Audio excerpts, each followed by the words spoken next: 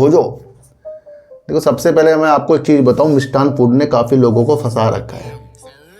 23 रुपए के लेवल पर ये चैनल है, ये अलग तरीके से आपको शेयर बाजार सिखा रहा है, जहां हम अपनी चीज़ों को भी अच्छा कर सकते हैं, अपने फ्यूचर को भी अच्छा कर सकते हैं और अपने घर वालों को भी अच्छा, अगर हमारी सोच बहुत अच्छी हो और उससे हमें रामायण के बारे में आपने अध्ययन किया, आपने रामायण देखी, तो आपको पता है कि एंड में रावण जो है राम के हाथों ही मारे जाएगा। पर जिसने ना रामायण के बारे में सुनी है किसकी क्या रणनीति है, तो उसके द्वारा एक बहुत अच्छी न्यूज़ हमें समझने को मिलेगी। ना केवल हम आज वोडाफोन आइडिया का डिस्कशन करेंगे, बल्कि इससे हमें और जो भारत के अंदर कंपनी वर्क कर रही है या आपका HFCL हो गया, उनकी भी अच्छी रणनीति होने वाली है। क्योंकि देखो सर, याद करो कि देश के अंदर जो टेलीकॉम उपकरण की कंपनियां वर्क करती हैं,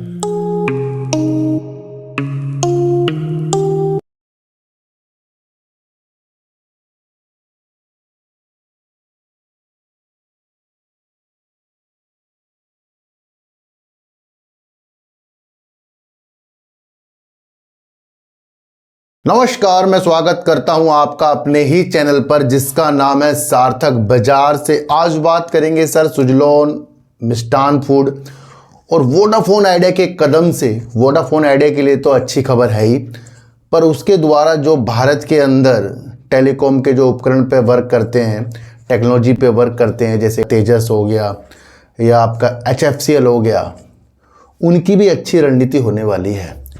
क्योंकि देखो सर, याद करो कि देश के अंदर जो टेलीकॉम उपकरण की कंपनियां वर्क करती हैं, उनके लिए एक अच्छी खबर आई थी जब भारत के द्वारा ये बताया गया था कि देश के अंदर स्वदेशी उपकरण का निर्माण होगा और भारत के साथ साथ दूसरों देशों को भी हम निर्यात किया करेंगे।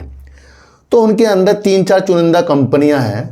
अब उनकी हमें कहानी पता है कि भैया HFCL 5G के ऊपर वर्क करता है, राउटर के ऊपर वर्क करता है, वाईफाई के ऊपर वर्क करता है, कई चीज़ों के ऊपर वर्क करता है, तेजस नेटवर्क अलग टेक्नोलॉजी के ऊपर वर्क करता है, इक्विपमेंट्स के ऊपर वर्क करता है, ये टेक्नोलॉजी के ऊपर वर्क करता है जो टेलीकॉम के लिए भी आवश्यक है। तो ये हमें कहानी पता है कि भैया किसकी क्या रणनीति है। तो उसके द्वारा एक बहुत अच्छी न्यूज़ हमें समझने को मिलेगी। ना केवल हम आज वोडाफोन आइडिया का डिस्कशन करेंगे, बल्कि इससे हमें और जो भारत के अंदर कंपनी वर्क कर रही है उससे हमें एक राह मिल रही है, यानी कि वोडाफोन आइडिया एक राह दिखा रहा है हमें।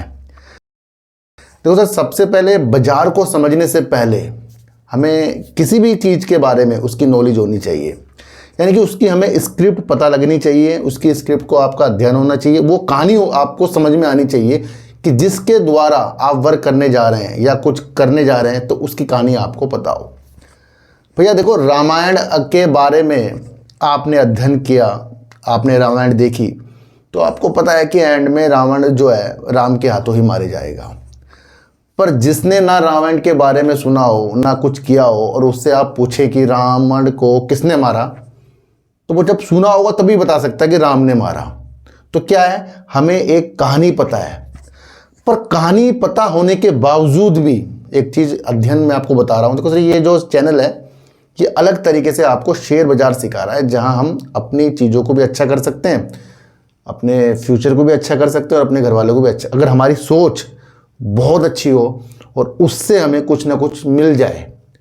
देखो सर, मैं आपको एक चीज़ बताने वाला हूं कि कुछ कहानी लोगों को पता होने के बावजूद भी लोग जब उस कंपनी के अंदर कुछ तेज़ी आ जाए तो बहुत उत्साहित हो जाते हैं, भैया कुछ हो गया। लेकिन उससे पहले जो कहानी निगेटिव है, जो चल रही है, उसे हम भूल जाते हैं।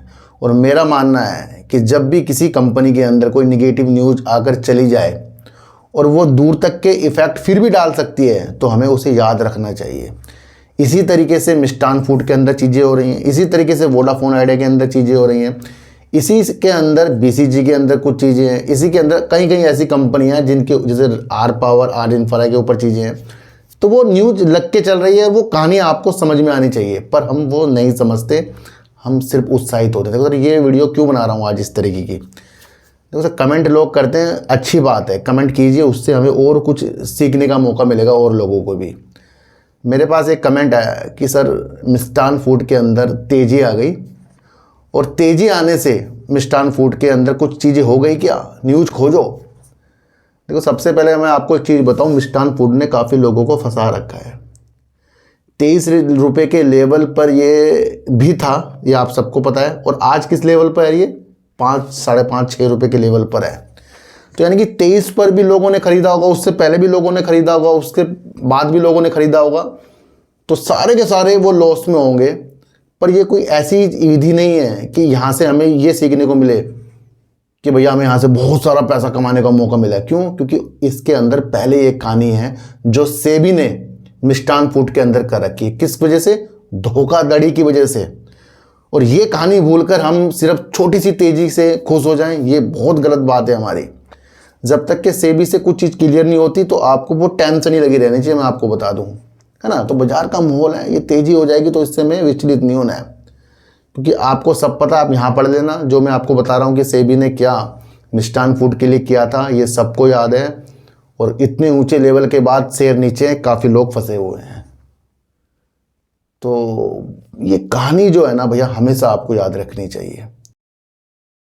और कहानी आपको सुजलोन एनर्जी की भी याद होनी चाहिए। क्यों? क्योंकि एक वक्त में ये शेयर शायद 2019 में 3 रुपये करीब भी था।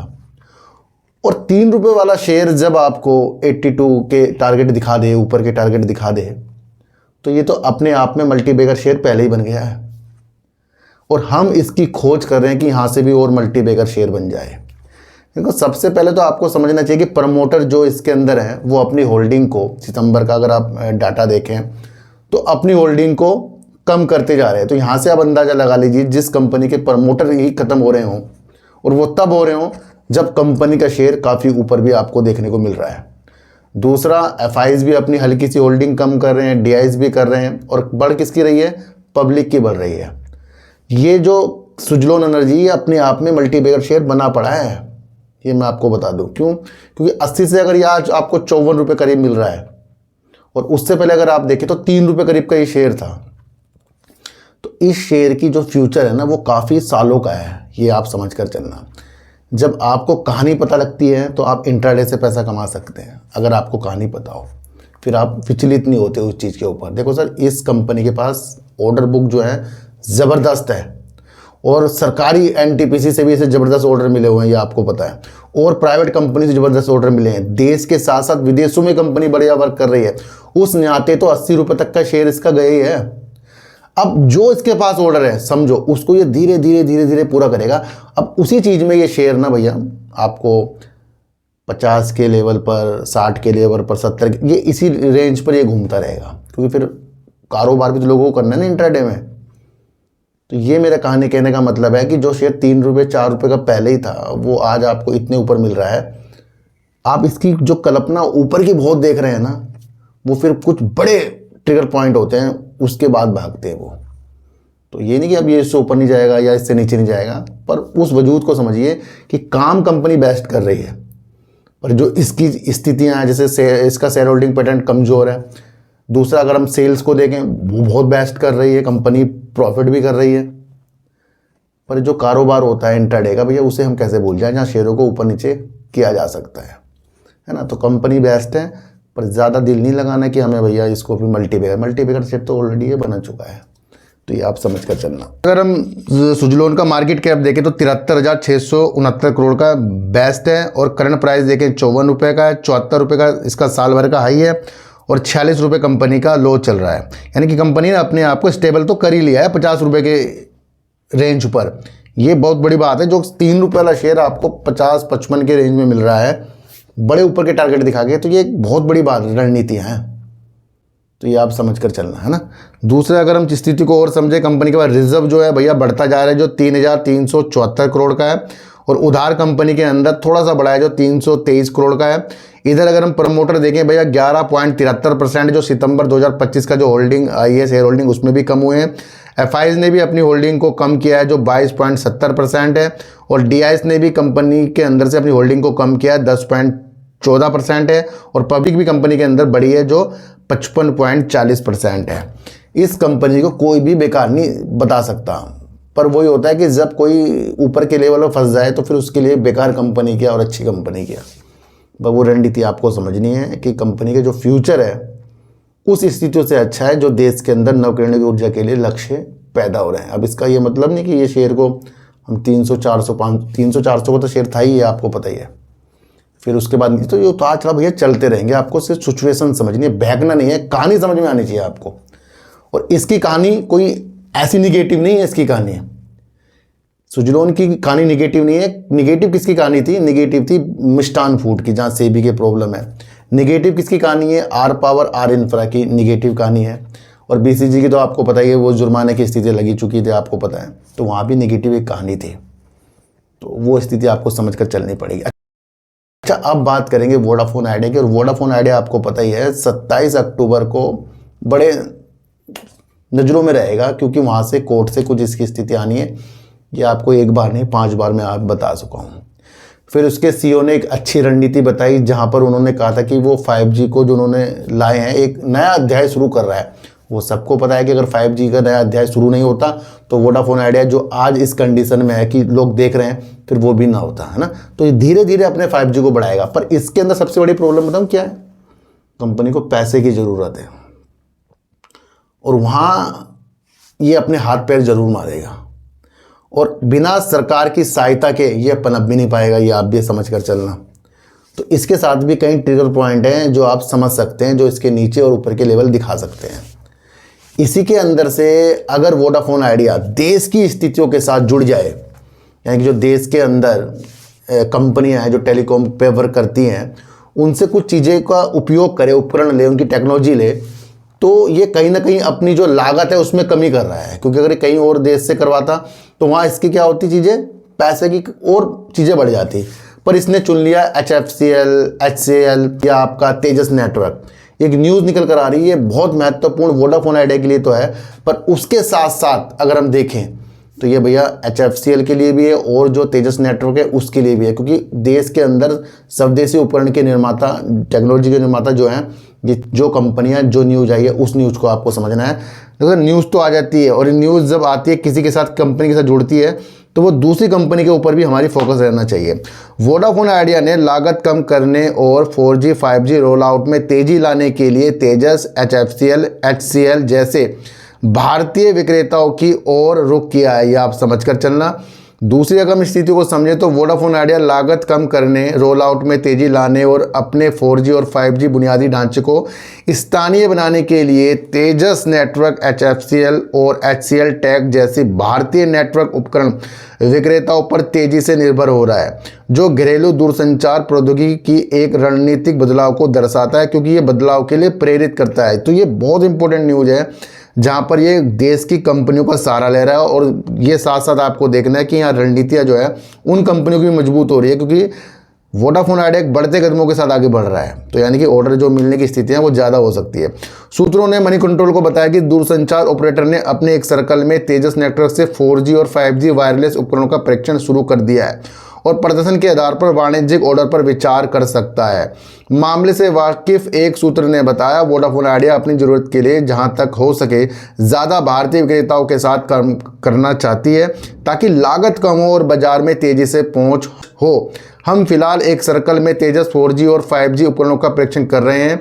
हम देख रहे हैं कि क्या ये हमारी ज़रूरत के हिसाब से एक परिपक्व तकनीक है। अगर वे अच्छी रही तो हमें उन्हें लागू करने में खुशी होगी। सूत्रों ने बताया कि कंपनी पहले से ही अपने बैकहॉल नेटवर्क को मजबूत करने के लिए तेजस से पैकेट और ऑप्टिकल ट्रांसमिशन गियर और राउटर तैनात कर रही है और अब ऑर्डर की मात्रा में उल्लेखनीय वृद्धि कर रही है।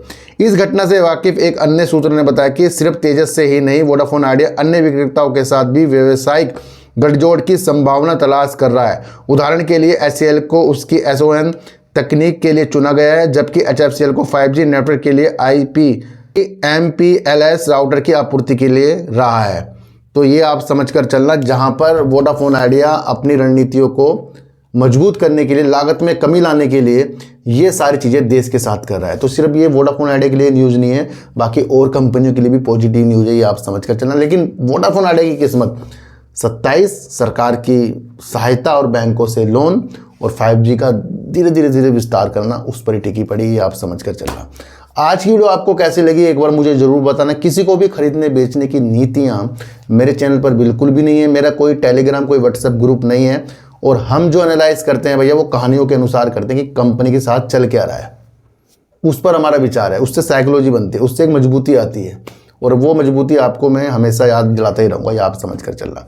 तो सच्ची वीडियो देखिए, अच्छी वीडियो देखिए, समझ कर देखिए सर। चीटी काटे दीजिए, गाय को रोटी दीजिए, और अपने बच्चों को ज़्यादा से ज़्यादा प्यार कीजिए, क्योंकि बच्चे ही आपकी मासूमियत से किस्मत पलटेंगे।